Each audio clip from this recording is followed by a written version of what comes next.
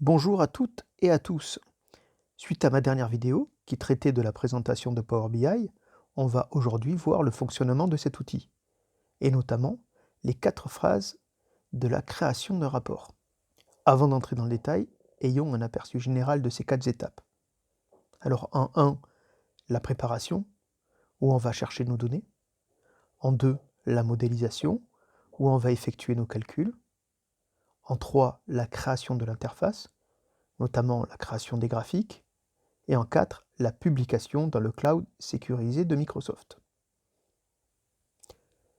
Tout d'abord, nous avons la phase de préparation.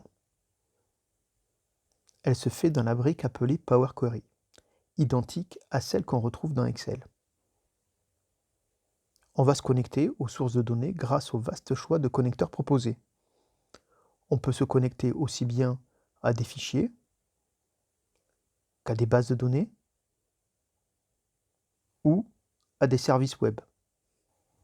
Donc on importe des tables et la préparation consiste également à créer des étapes structurées qui permettront de choisir les champs importés, de filtrer les lignes, de nettoyer les colonnes ou effectuer n'importe quelle autre opération.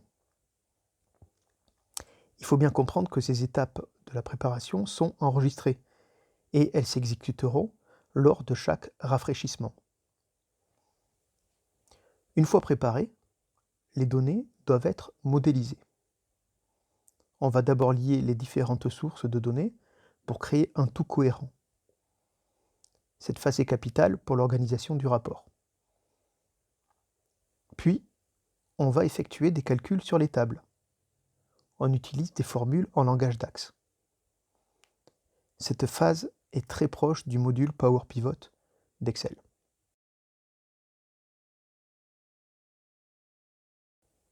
Ce n'est que quand les données sont calculées qu'il est temps de commencer la création de l'interface.